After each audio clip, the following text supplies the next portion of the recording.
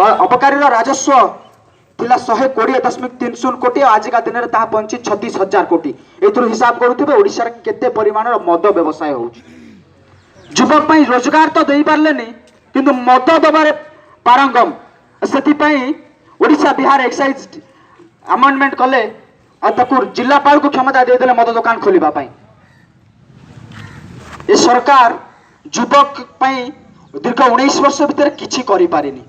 तार सत्य प्रमाण होउछि ओडिशा रा लक्ष लक्ष युवक ओडिशा बाहर दादन खटिबा पई जाउचंती। 1947 मसिया स्वाधीनता परठु आज पर्यंत जेते एमओयू होई नतला ए सरकार हमर सेति के एमओयू होइछि। आज पर्यंत जेति की 1947 मसिया जेति की नारी दुष्कर्म हेई नतला जेति की खराब काम हेई नतला आज पर्यंत सेति एई 18-19 वर्ष भितर सेति खैछि। ए सरकार 3टी बड़ योजना आजिका दिन में जो योजना पाई माने बाहाबान होउचंती। एबे तो हॉकी खेल पाई आछि, हॉकी खेल पाई स्वर्गमर्त्य पाताल के माने एक करि सारलेनी। आपण भुवनेश्वर आसीबे 2टी बड़ छक ना कहिबी से बड़ छक रे देखिबे बड़ बड़ बैनर लागिथिबे मान्यवर करो जने माँ माउसी अखा खंडे धरी छिड़ा आईथिबे ये मान्यवर सेतिरे टी गंडे चाउल दउथिबे। योजना करिसंती ओडिसा निजस्व खाद्य सुरक्षा योजना। ए योजना रे दउचंती केजे कोन आमे 5 केजी चाउल दबु। जदि मासक 31 दिन आमे हिसाब करिबा ताले गोली को मात्र पडुची 80 ग्राम चाउल जहां आमे भिकारी को कम खाइबा दबु ताठो अधिक खाइबा दबु। गोटे भिकारी को आमे एति खाइबा दबानी। आउ गोटे योजना है सरकार रो जोटा को आयुष्मान योजना को विरोध करी निजस्व योजना बाहर कले। थिरे गत एमाने स्वास्थ्य बजेट करिथिले 5,000 कोटी टंका। 70 लाख परिवार एतिर उन्नति लाभवान हेबे बिले एमाने दउचंती जे ताका बजेट को जदि 70 लाख रे डिवाइड करबा ताले गोटे मुंड पिछा पडुची 707 टंका 14 पैसा। आगे एतरे 7 लाख टंका आसिला कोउटू एते टंका रो योजना केमिते माने करूचंती। आजिका दिन रे बंधुगण मु नवीन बाबू गोटे प्रश्न पचारिबा चाहूँ। मो बापार तो राशन कार्ड नहीं, मो बापार तो कौन सी योजना किंतु मो मुंडरे आपण 16,955 टका ऋण कहीं करिसंती। आजिका दिन में ओडिशा रे ऋण संख्या पहुंचलानी 95,000 कोटी टंका रे। आगामी वर्ष एप्रिल मास रे ता आहुरी बढ़िबा को जाउची। आगामी दिन में ओडिशा सरकार को वर्ल्ड बैंक ऋण दबा को मध्य मना कर देई पारे। तापरे माने कोन करिवे सबु योजना को निज नारे करिसंती। भुवनेश्वर 2टी बड़ छक मास्टर कैंटीन रो आसीबे पड़िथिबो बाटरे बड़ बड़ बैनर लागिची। एमिति भाबरे ए तांको बचस्कर आंक जो माने रहिले कर्मी माने एमाने एमिति भाबरे कहउचंती कि सबु आंकर अवदान बिजू बाबू से सब लोग जहाँ रखी जाइतले सबु ए आनी दान करूचंती निज बापा संपत्ति रु दउचंती।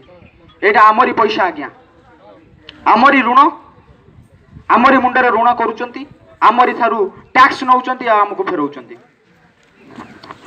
बंधुगण जेतबेले 2014 मसिया रे समग्र देश रे नरेंद्र मोदी सरकार आस्तिला ओडिसा रे तार विशेष प्रभाव पड़ी नथिला किंतु आजिका दिन रे अनुभव होउची 2017 पंचायत निर्वाचन पर कि परिवर्तन एमती आसे।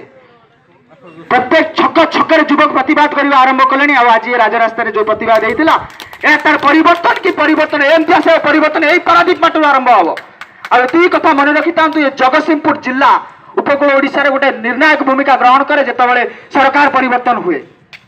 आ तार निर्णायक भूमिका थाए पारादीप रेशमा माटीर और इतिहास आथिरे साक्षी अछि। आउ गोटे छोट कथा कही मो कथा सारिबी। एठिकार जने विधायक जी ए जो योजना आमे आज अभियोग करूछु कि सरकार चोर पालिटी युवक पाई चाकिर नै। बिजु युवा बाहिनी कोन पाई भाई बिजु युवा बाहिनी लक्ष लक्ष टंका खर्च करूछ युवक को चाकिर तो देई पारुन।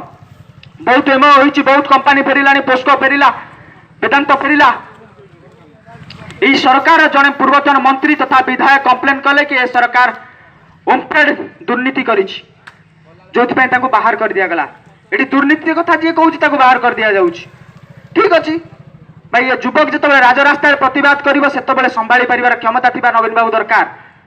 काहे कि ना यदि युवक रो प्रतिवाद हुए केबे से सरकार रही पारेनी। आज पर्यंत इतिहास साक्षी अछि कौनसी राजा कौनसी क्षमताशाली लोक को तार सेना केबे सुरक्षा देई पारेनी। आज्ञा जो राजा आसु ना कहीं सबू दायित्व से प्रजा पर निर्भर करे। से प्रजा केमती से राजा को परिवर्तन करिवो।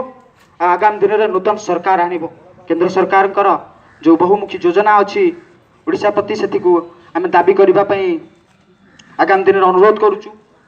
एवं ये जो एम्प्लॉयमेंट एक्सचेंज ऑफिस आज रो घेराव तार मुख्य उद्देश्य होउची ओडिशा रे निजुक्ति नाही निजुक्ति सुजोग सृष्टि करबा और जो निजुक्ति मेला ना रे युवक पाखरु पैसा नहीं थिले से पैसा को केमिति हरिलुट करिसंती तार जवाब आज भारतीय जनता पार्टी युव मोर्चा मागुची और राज्य शाखा यार जवाब मागुची एति कहि करी मु वक्तव्य रखुची अनुरोध करूची बड़ भाई की सभा परिचालना करिया पे धन्यवाद।